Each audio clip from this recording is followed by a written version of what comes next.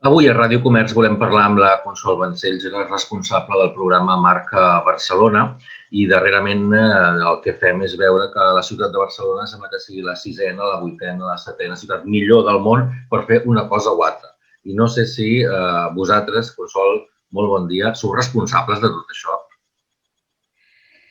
Barcelona i els seus ciutadans i ciutadanes són responsables de tot això. De fet, això no és una cosa dels últims anys i, òbviament, no de l'últim any especialment, no? Sinó que Barcelona té una tradició, té una manera de ser i manera de fer que l'han fet com és i ens ha fet arribar fins aquí. La ciutat i els seus ciutadans, no? Això nosaltres ho vam veure palès quan vam fer l'exercici de buscar el nou relat de la marca Barcelona. Jo em vaig incorporar a l'Ajuntament el 2017 per iniciativa del Jaume Collboni, que tenia molt clar que havíem de donar un impuls al relat de la marca Barcelona, i a partir d'aquesta iniciativa doncs, vam fer, amb la col·laboració de la consultoria externa, que és Suma, i el Greg Clark, que és un urbanista i expert internacional en temes de city branding, vam fer un exercici d'escoltar representants de tants sectors d'activitats i a ciutadans de Barcelona i de la seva àrea metropolitana perquè entre tots identifiquéssim quin és el relat de Barcelona. L'any 2017 es feia 25 anys dels Jocs Olímpics. Sí.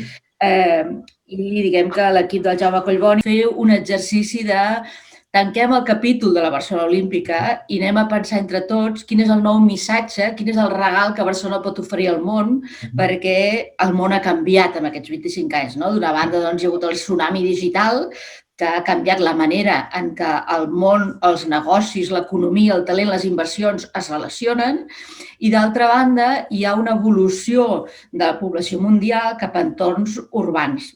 Es parla que el 2050 el 70% de la població mundial estarà en entorns metropolitans. Tot això fa que cada cop més les ciutats, tot i que a vegades no tenen les eines legals per poder-ho fer, però s'erigeixen amb les protagonistes de la gestió dels grans temes de la humanitat, des de la feina, l'habitabilitat, la mobilitat, el canvi climàtic, tots els grans temes que afecten a les persones i al planeta. Amb aquesta reunió, amb aquest document que heu fet, amb aquesta posada en comú, heu elaborat precisament una mena de dossier on el que veiem és que es detecten molt ítems, elements, assumptes que tenen a veure amb aquesta fesomia de la ciutat. A partir d'aquí, què? Una mica com això, a través de les polítiques públiques, suposo, es desenvolupen unes accions que van encaminades a què? A ser la millor en alguna cosa, a atraure més gent, atraure més inversió? La pregunta és molt interessant. Jo sempre faig el mateix exercici, A vegades hi ha paraules com això, la marca i el branding, que associats a una ciutat poden semblar mercantilistes, etc. Però bàsicament tot això està basat en que, en el fons, tot és percepció. Jo ho faig un exemple molt sovint, que és demano al públic, quan estic fent una conferència o una trobada, que fem un moment de meditació. I demano a tothom que tanquin els ulls, jo faig meditació, i llavors jugo en aquest moment de complicitat amb tothom, de que tanquem els ulls, ens assentem còmodament, relaxem els ombros, etc. I jo els dic, nosaltres no som la nostra ment, però podem ser observadors de la nostra ment i del que passa per la nostra ment. I jo els demano, jo us diré una paraula i us demanaré que observeu què passa per la vostra ment quan digui aquesta paraula. T'ho puc demanar tu ara, Albert, també. I la paraula és Barcelona.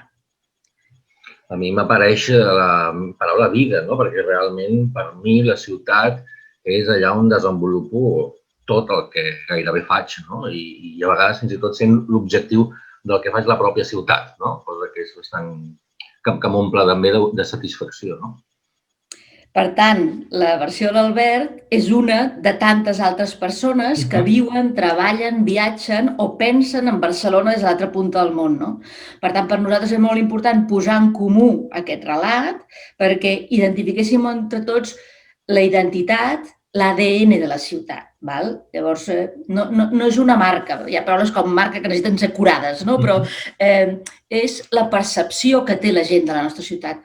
Per tant, una cosa és les accions que farem a partir d'aquí, però l'altra cosa és només l'exercici de posar en comú això amb més de 300 professionals i ciutadans i ciutadanes i representants de les ciutats de l'àrea metropolitana i experts en city branding internacionals i professionals i periodistes internacionals, només de posar en comú això ja fa un exercici mental amb tots aquests agents, sobretot els barcelonins i les barcelonines, perquè entenguem això. I en aquests debats que es creaven de 3 hores de durada, estàvem entre tots identificant que efectivament Barcelona és tot això que després hem presentat al Brand Book que tu dius, no? Per tant, quines són les primeres accions a partir d'aquí? La primera és donar continuïtat a aquesta relació amb els agents de ciutat. I això com ho podem fer? Doncs d'una banda nosaltres ara estem creant una caixa d'eines, que li diem, perquè a partir d'aquest relat consensuat i amb la complicitat de tothom siguem capaços d'explicar Barcelona amb el mateix llenguatge. Perquè si tots expliquem la mateixa Barcelona, el món entendrà aquesta mateixa Barcelona, no? Un exemple molt maco d'això va ser quan vam tenir l'atemptat del dia 17 d'agost del 2017 i aquella tardor calenta amb el tema independentista. Doncs, arran d'això, l'Ajuntament i la cap de comunicació de l'Ajuntament i nosaltres des de l'equip de promoció de ciutat i tota aquesta gerència de l'àrea econòmica vam veure conjuntament amb els agents de ciutat la necessitat de fer una campanya internacional, d'explicar Barcelona segueix sent tan activa i atractiva com sempre i com que tots amb aquesta gent estaven fent networking amb ells pel tema dels workshops aquests amb el tema de la marca, doncs vam fer tots plegats al mateix dia un llançament d'una campanya que va ser el dia de la inauguració del Mobile d'aquell any, del 2018. Per tant, el tema de la marca és un tema d'aliances de tots els agents de la ciutat, de la pública i la privada. Això, en el cas del Covid, s'ha fet molt evident.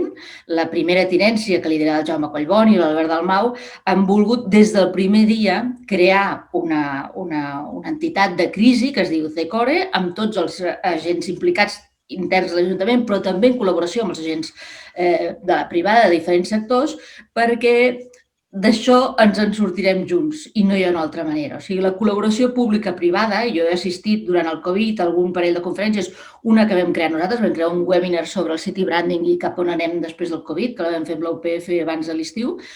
Doncs totes les ciutats diuen el mateix, la importància de la col·laboració pública-privada.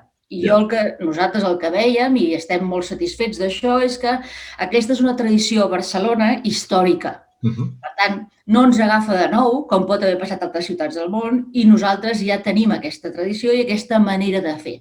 Forma part del nostre ADN, això, no?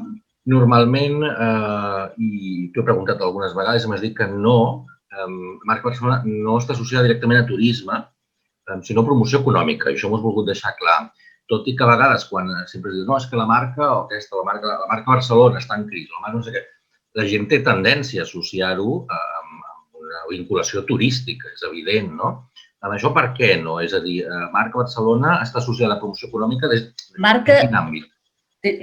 Tens tota la raó. O sigui, la marca Barcelona està associada a tots els sectors i és transversal. Per tant, el relat que nosaltres vam extreure, el titular de la qual és que Barcelona és la ciutat dels projectes vitals, que està basat en 6 pilars, que és el compromís, el talent, la iniciativa, la connectivitat, no només connectivitat perquè tenim un aeroport molt a prop, sinó aquesta potència amb el tema del mobile, del 5G, som un hub del sud d'Europa molt potent.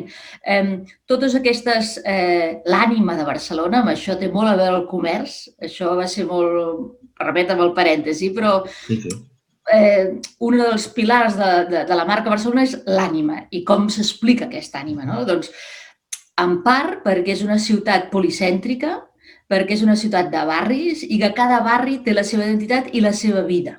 Llavors, cada barri té el seu CAP, el seu districte, l'Ajuntament, té el seu mercat, té la seva festa major, té les seves biblioteques. Tot això genera una vida al voltant, sobretot del mercat, de comerç de proximitat, de socialitzar, que fa una ciutat més humana.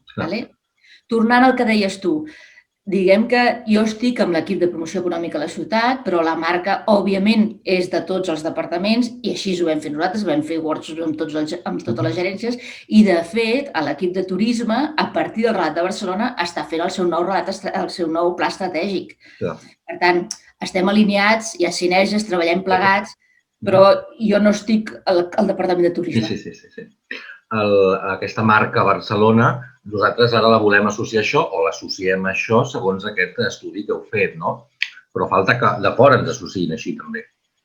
Aquest pas, com va això? Bé, el repte de qualsevol marca, ja sigui una ciutat o un cotxe, és que la voluntat que tu tens del teu ADN, dels teus valors i la teva identitat, el teu públic tingui la mateixa percepció que tu, o que almenys s'hi acostin el més possible.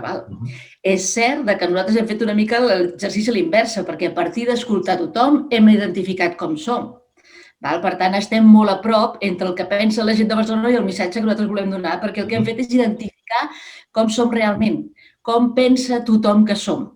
I per nosaltres va ser molt interessant el moment que estàvem treballant amb l'equip de Suma i amb el Greg Clark d'anar veient. Nosaltres vam fer 53 entrevistes individuals a representants de l'administració local i de la Diputació, de l'àrea metropolitana, inclús d'Acció, d'una banda. I d'altra banda vam fer 39 workshops amb representants de tots els sectors, amb ciutadans de diferents barris de la ciutat, amb especialistes en city branding, gerents de l'Ajuntament de Barcelona.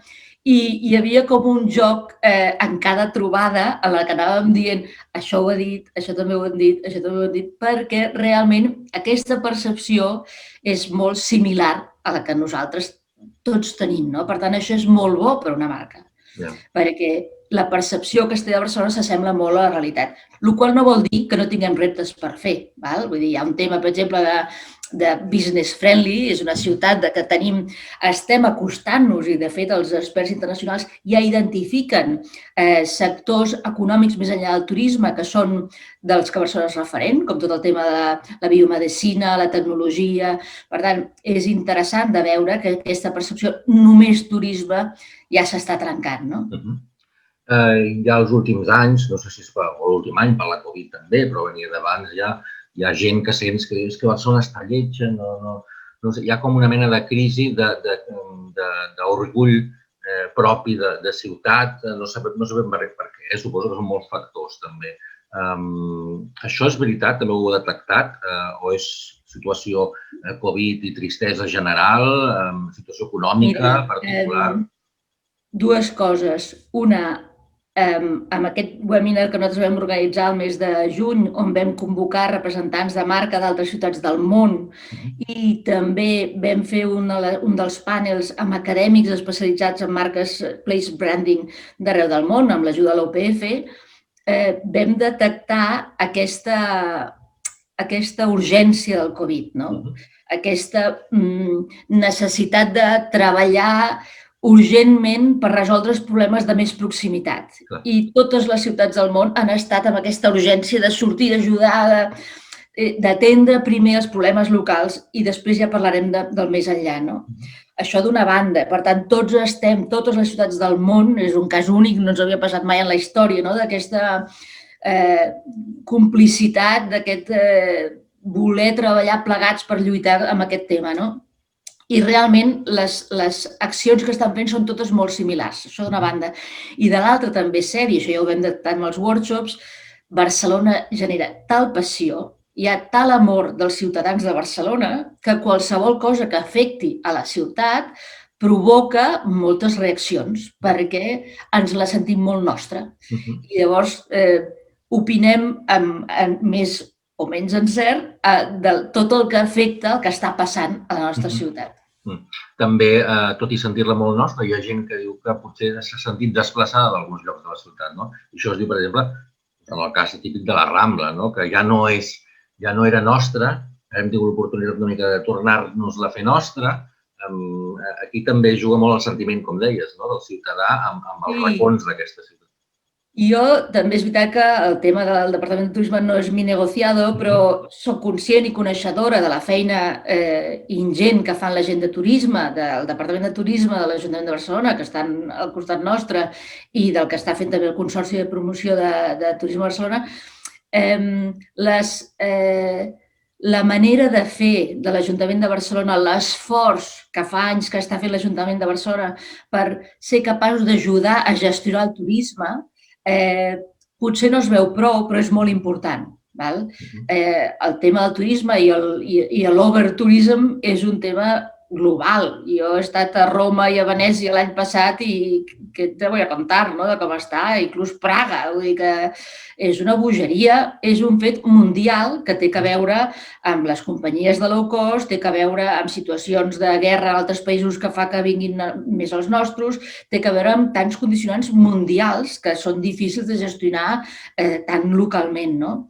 Tot i així, hi ha una voluntat, més enllà de problemes puntuals que poguessin haver-hi en alguns moments a la ciutat o crítiques polítiques, hi ha una manera de fer de com fem que aquest ciutadà temporal que hi ha a la ciutat pugui conviure millor amb els ciutadans de la ciutat, no? Per acabar avui, perquè hi ha moltes coses que són molt interessants, espero que ens tornem a veure ben aviat. Al principi has dit que d'aquí uns anys la major part de la població viurà en ciutats, però també aquests mesos de Covid hi ha hagut gent que diu, ostres, potser per tenir millor salubritat o sentir-me millor em faig un plantejament fora de ciutat, no? I aquí també hi ha un relat dels últims anys, sobretot ho hem vist en campanyes de la Diputació de Barcelona, d'obrir la marca, allò que es diu Barcelona, una mica més enllà, no? Allà on creixen més arbres, no? Això va relacionat? Hi ha canvis també després d'aquest darrer any sobre aquest posicionament que deies ara mateix? Si no, ja en parlarem un altre dia.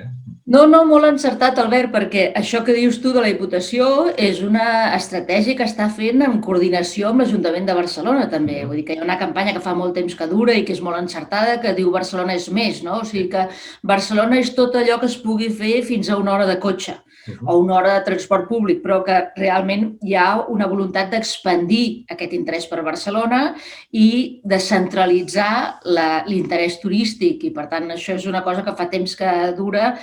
De la mateixa manera que nosaltres també hem detectat que l'ideari de Barcelona va més enllà de la seva zona geogràfica, no? Que diuen que és la muralla del segle XXI, que és les rondes, no? Per tant, és més expandit que tot això. I, òbviament, hi ha recorregut aquí per fer molt de camí, no? Gràcies, Consol Vancell, responsable de marca Barcelona de l'Ajuntament de Barcelona.